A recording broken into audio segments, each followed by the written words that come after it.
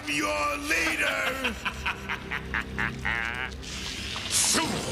Although X-Men 97 might be trying to tell us that Graydon Creed, son of Sabretooth and Mystique, is simply a mere mortal, that's not really the whole truth. You see, over his long life in the comic books, he's died and come back time and again in various forms, each one more disturbing than the last. Not only that, he once gained abilities similar to Cable. Clearly, there's much more to this man than what meets the eye, and in this video, I'm gonna explore every demented fact about Graydon Creed. And if you like the video, please consider hitting those like and subscribe buttons. Are you ready? Let's go! If you're gonna kill me, kill me. Skip the sermons. Graydon Creed was the son of two of the most notorious mutants. Graydon Creed was basically the result of a mistake between two of the worst mutants ever. His mother was Raven Darkholme, better known as Mystique, while his father was Victor Creed, otherwise known as Sabretooth. Both were infamous mutants as well as notorious criminals, and if you believe some, they were also wanted terrorists. Needless to say, Graydon was more than ashamed over his parentage throughout his life, but the boy couldn't help it. I mean, he was subjected to a lot of hardship throughout his early life. Anyway, his story began in East Berlin during the Cold War, when Mystique was operating as an undercover agent by assuming the identity of a woman named Leni Zauber. After she assassinated her target, she needed help to escape the area, and Sabretooth happened to be the one to get the assignment for Mystique's extraction. Although he didn't know she was Mystique, or even that she was a mutant, and he really believed that this woman was indeed Leni Zauber. The two eventually reached a safe house in West Berlin, where they had to remain for several days until Mystique could meet another contact. While the pair was inside the safe house, they kinda got bored, and in order to pass the time, they started humping each other like rabbits.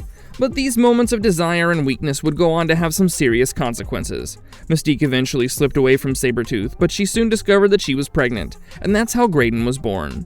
But Mystique wasn't really the motherly kind. I mean, we know that she also abandoned Nightcrawler because he was just too blue for her. And while Graydon didn't suffer as dark a fate as his half-brother, he was sent to boarding school, so that he wouldn't interfere with her missions and plans. Despite her cold attitude, Mystique did keep track of her son, but this wasn't entirely out of love or motherly instincts. She partly kept an eye on him because she thought he might prove useful one day. She visited him under different identities, none of which could truly hide from Graydon who she really was, because one day when he was about 12 years old, he caught her in her natural blue-skinned form. Of course, this discovery horrified him, especially once he learned that his mother was a mutant. Then Mystique revealed that Sabretooth was his father, which made the situation even worse for young Graydon. By now, it had also become clear that Graydon had not inherited the X gene from either parent, which meant that he was not a mutant, but a regular human, and in Mystique's eyes, this only meant that Graydon's life and his very existence was worthless. She attacked her own son and abandoned him for dead. I mean, discovering that both of your parents were mutant terrorists was bad enough, but having his mother try to murder him pushed Graydon far beyond simple resentment. From that day onward, his hatred for mutants had a deeply personal foundation. He should not have the surname Creed. It's absolutely strange that Graydon has the surname Creed, because as far as the comics are concerned, he was not really aware that his dad was Victor Creed, at least not until he was very far into his childhood, so it's extremely unlikely that he chose the surname Creed for himself. It would have to be a massive coincidence. Furthermore, he has an enormous hatred and disdain for both his parents, so why the heck did he choose his father's last name as his own? Additionally, he was super into anti-mutant activities and had similar friends, and logic would only state that he wouldn't want to reveal his true identity to his mutant-hating friends. The only logical explanation behind his Creed name is that his dad went by his nom de guerre, aka Sabretooth, which presumably helped him conceal his real identity. Graydon was killed by his own mother. For a brief period, Mystique entered what could loosely be called a heroic phase, where she was basically serving on the government-sponsored superhero team called X-Factor, a version of which we're currently seeing on X-Men 97. However, just because she was serving in a governmental team didn't mean that she'd become merciful. Mystique eventually came to the epiphany that her son needed to die for the greater good, which was, quite a conclusion for a mother to reach about her own son. The assassination took place across X-Factor Volume 1, issues number 127 through 130. On the eve of Election Day for the President of the United States, Graydon prepared to deliver his final major speech before the public cast its votes. By then, X-Factor's government liaison, Val Cooper, had discovered that Mystique had abandoned the team's orders and was currently acting in her individual capacity. She first met amicably with Graydon and urged him to accept X-Factor's protection, but true to his nature, Graydon refused the offer. And this guy had built his political identity by opposing mutants, so the thought of mutant bodyguards infuriated him. To make matters worse, one member of the team was his father, Sabretooth. But X-Factor located Mystique and captured her, so she failed in her attempt to assassinate Graydon. However, with Mystique in custody, Graydon walked onto the stage and began his speech, which is when a massive plasma blast struck him from behind. His entire body vanished in the attack, and nothing else remained except a pile of ash. The truth was later revealed in X-Men Forever Volume 1, Issue Number 2. You see, a future version of Mystique had traveled back in time to make sure Graydon died on that exact day. So even though X-Factor had captured the Mystique of that period, her future self had already completed the assassination. Once he was resurrected by the techno-organic virus, he turned into a cyborg sentinel by Bastion. After Graydon's death, anti-mutant hysteria began to lose its former momentum, and he gradually became a minor figure in the history of anti-mutant activities. However, Bastion still saw value in him because, much like Graydon, Bastion had the dream of killing all mutants, and as a part of another attempt to eliminate mutants, the malicious robot arranged Graydon's return. In X-Force Volume 3, Issues Number 1 and Number 7, a group of purifiers exhumed Graydon's corpse and transported it to their base. Bastion then restored his body with a modified form of the techno-organic virus. This resurrection gave Graydon abilities similar to those Cable had possessed, after his own infection with a techno-organic virus. However, the revived Graydon had come under Bastion's complete control, and although he would later hate this aspect, he couldn't do anything about it initially. So as soon as Graydon came back to life, he re-established the Friends of Humanity, which was basically the anti-mutant version of the KKK, and reclaimed his role within the anti-mutant movement. But there was a slight problem that remained. You see, the world had witnessed his death, so in order to calm the public, he made up the story that he had faked the assassination because apparently mutants constantly put a target on his head.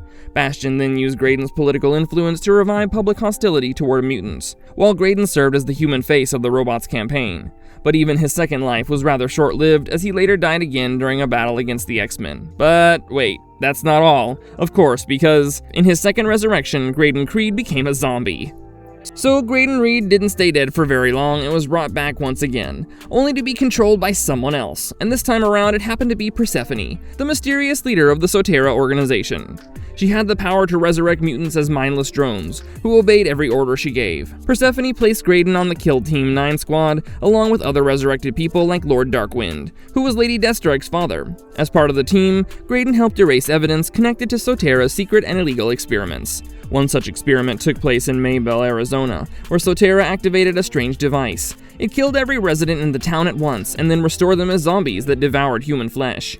Graydon entered Maybell to assess the damage, only to discover that Daken, Sabretooth, and Lady Deathstrike had arrived to examine the same incident. Under Sotera's orders, Graydon attempted to capture Daken, but the mission brought him face to face with Sabretooth. So Victor Creed unexpectedly found himself across from the son who had already died more than once, and now behaved like a mindless corpse. Graydon attacked his father, while Sabretooth struggled to process his sudden return and empty mental state.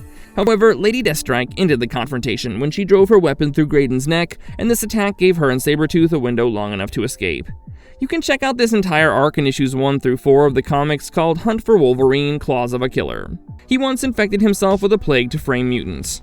I'm sure by now you understand just how much Graydon Creed hates the X-Men in particular, and all mutants in general. But this hatred actually reached a new level in X-Men the Animated Series Season 2 Episode 7, titled Time Fugitives Part 1. After Robert Kelly became President of the United States, Creed and other Friends of Humanity members devised a scheme to turn the public against mutants. Their first plan was to target Kelly's initial press conference, where he had pardoned Henry McCoy, better known as the X-Man Beast. The Friends of Humanity sent a man dressed as a mutant to attack the event, and then used the incident to provoke anti-mutant riots. Creed later hired a scientist to create a virus that could make mutants appear responsible for a plague. However, the scientist was actually Apocalypse under a false identity. Friends of Humanity members had vials of the virus in their possession, and infected people who came into contact with known mutants. They then blamed the illness on the mutant population, even though the virus never affected mutants themselves. Beast examined the plague and discovered that it had been created artificially, and when he decided to expose the truth, Creed decided to infect him so the public would see a mutant apparently carry the disease. What Creed had not taken into account was that Bishop had arrived from the future to stop the outbreak. Bishop prevented Beast's infection, and Creed received the virus instead, and panicked, clueless about his next move. He begged the scientist for a cure. Apocalypse then revealed his true identity, while the X-Men arrived at the laboratory. Cable also joined the conflict and allowed Wolverine to be pushed into a vat filled with the virus. Wolverine became infected, but his mutant healing factor defeated the disease and produced valuable antibodies that could help against future viruses. The laboratory was eventually destroyed, while Apocalypse suffered defeat. Beast then carried the unconscious Creed out of the building and was quick to point out the irony that a plan to frame mutants for a plague actually helped create a solution for the same. Graydon Creed is now Bad Seed. During the Sabretooth War Saga, Graydon Creed came back as a cyborg named Bad Seed. While trapped in an alternate universe, he had grafted his suit directly onto his flesh so he could survive. That process transformed his body and left him dependent on cybernetic technology. Savage Sabretooth and Camo Sabretooth eventually brought Graydon back to his home universe. Both had secretly turned against Victor Creed because his obsession with Wolverine had consumed him. While Victor was still occupied with Logan on Krakoa, they summoned Graydon to Station 5. Under his new Bad Seed identity, Graydon gathered the rest of the Sabretooth army and prepared to kill his father. However, he soon encountered Laura Kinney, who had sent a distress signal to X-Force so they could rescue her and her father. Before Laura escaped Station 5, they disabled the system that concealed it. The Stark Sentinels near Krakoa immediately detected the station and launched an aerial attack. Graydon then used his cybernetic implants to seize control of one Sentinel and piloted it against the others. Even after the attack, Graydon remained determined to kill Sabretooth. Camo pointed out that Graydon's fixation on his father looked exactly like Victor's obsession with Wolverine. Like father, like son, basically, although Graydon absolutely hated the comparison. Furious, he ordered his Sentinel to destroy Station 5, which killed Camo and the rest of the Sabretooth army. Graydon then caused his Sentinel to self-destruct so it could destroy the other Sentinels. He landed on Krakoa shore at the same time Wolverine arrived in adamantium armor, with the Muramasa blade in hand. Bad Seed later challenged Wolverine because he wanted to achieve what Sabretooth had repeatedly failed to do, that is, killing Logan. Graydon used his powers to revive the destroyed Sentinels and kept X-Force and the Exiles occupied. However, before he could complete his fight with Wolverine, Sabretooth crept up behind him and tore out his heart.